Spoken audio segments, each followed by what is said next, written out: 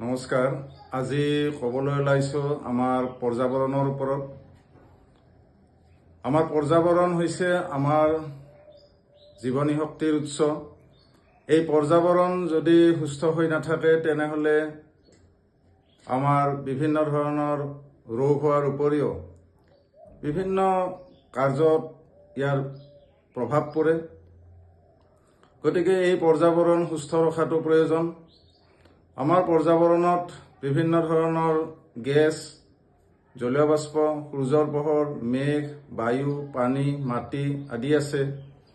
আৰু এইবিলাক যেতিয়া ভগৱানে দিয়া অনুপাতটোৰ সলনি হৈ নতুন ধৰণে অনুপাত গঠিত হয় তেতিয়া তাক আমি প্ৰদূষিত হোৱা বুলি কওঁ।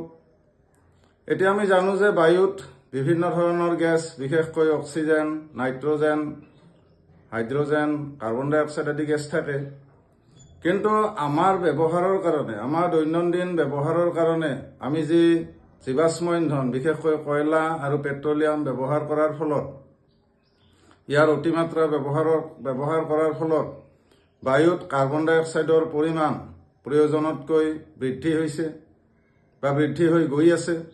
তাৰোপৰি বায়ুত কাৰ্বন মনক্সাইড, ছালফাৰ ডাই অক্সাইড, নাইট্ৰজেনৰ বিভিন্ন ধৰণৰ অক্সাইড আদি মিহলি হৈ বায়ুৰ যিটো অনুপাত, প্ৰাকৃতিক অনুপাত, সেই অনুপাতটোৰ বিসংগতি ঘটিছে আৰু ইয়াৰ ফলত বায়ুত প্ৰদূষণ হৈছে।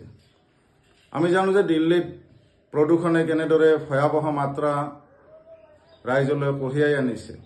গতিকে আমি যদি অসম সুৰক্ষিত ৰাখিব লাগে, এই কথাটো আমি বুজিব লাগিব যে আমি জীৱাশ্মজাত ইন্ধন, বিশেষকৈ কয়লা, পেট্ৰল, ডিজেল এইবিলাকৰ ব্যৱহাৰ আমি কমাব লাগিব। এই যে ছালফাৰ ডাই অক্সাইড বা নাইট্ৰজেনৰ বিভিন্ন অক্সাইডবিলাক, এইবিলাক হৈছে আম্লিক অক্সাইড, অৰ্থাৎ এইবিলাকে এচিডৰ গুণ দেখুৱায়।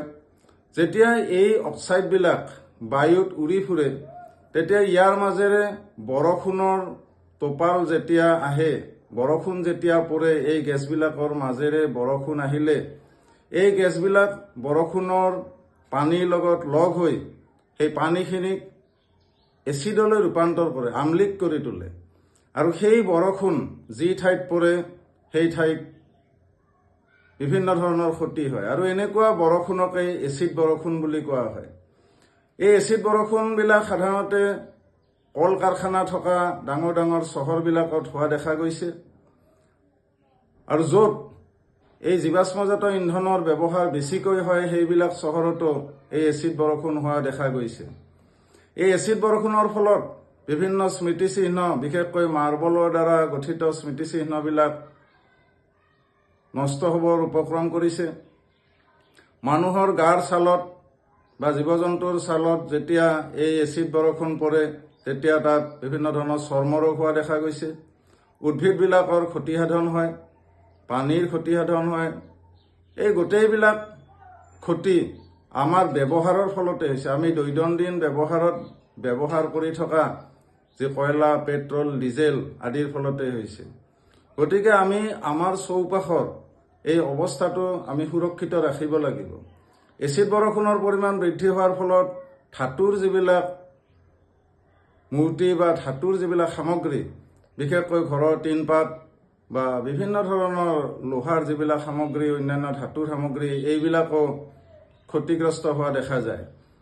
সেইকাৰণে আমি সকলোৱে আমাৰ পৰিৱেশৰ সুৰক্ষাৰ স্বাৰ্থত গাড়ী মটৰ আদিৰ ব্যৱহাৰ আমি যদি মাহত এদিন হ'লেও কমাব পাৰোঁ, মাহত এদিন আমি গাড়ী মটৰৰ ব্যৱহাৰ নকৰি আমি অন্যান্য যি ৰাজহুৱা যান বাহন, বাছ, ৰেলগাড়ী আদিৰে যদি আমি যাতায়াত কৰোঁ, নিজস্ব যি ব্যক্তিগত গাড়ীৰ ব্যৱহাৰ কমাওঁ, তেতিয়াও বহুত ধৰণে প্ৰদূষণ ৰোধত সহায়ক হ'ব। গতিকে আজি এচিড বৰষুণৰ বিষয়ে বা আমাৰ পৰিৱেশৰ ওপৰত এই গেছবিলাকৰ কি প্ৰভাৱ সেই সম্পৰ্কে এইখিনি বক্তব্য ৰাখিলোঁ। ধন্যবাদ।